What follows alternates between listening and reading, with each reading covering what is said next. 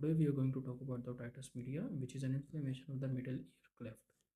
Middle ear cleft consists of the eustachian tube, middle ear cavity, otitis, mastoid eardrum, and mastoid ear cells.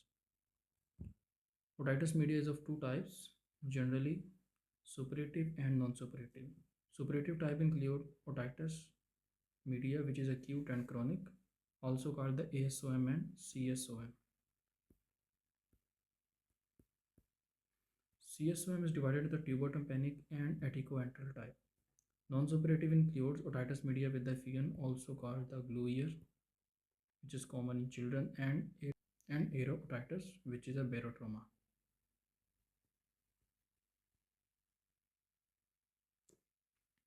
Acute otitis media or acute suppurative otitis media, which is more common in children, less common in adults because of these three factors, which include regression of the adenoids, which is common in children, decreased upper respiratory tract infection. Children are more prone to upper respiratory tract infections, which led to the acute otitis media, and decreased eustachian tube dysfunction.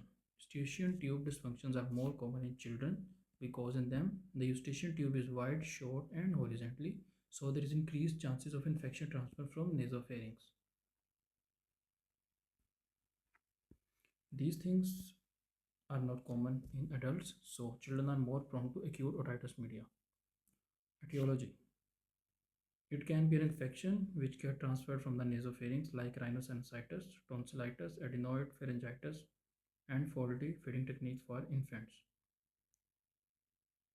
The infection can also get transferred through the perforated tympanic membrane or grommet incision.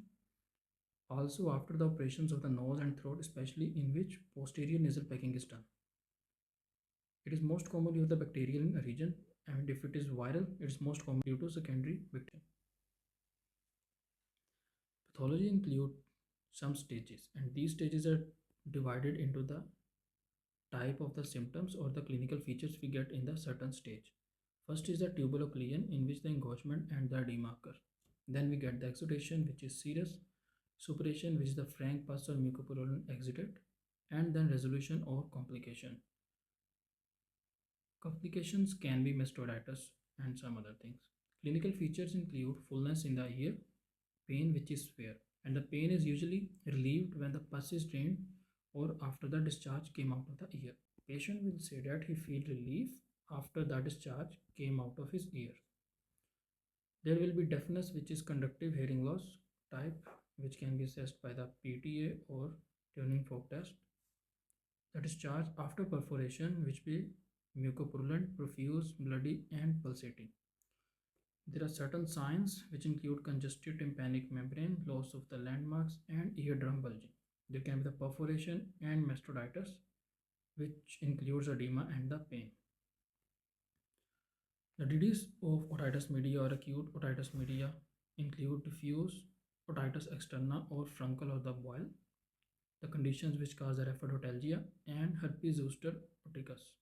And this also causes Ramsay-Hunt syndrome, in which there will be the otalgia plus facial nerve palsy. This is called the Ramsay-Hunt syndrome, and it is most common in the immunocompromised patient in the later stage of their age, when their immunity becomes down, most commonly in those in which there will be the herpes zoster infection in the adult age. The management includes symptomatic, which include the rest, analgesic, sedation, and nasal decongestants, antibiotics, myringotomy if bulging eardrum, oral toilet plus antibiotic, eardrops, and tympanoplasty if perforation present. Thanks. So that's for today. In the next video, we will discuss some other topics of the otitis media. Thanks.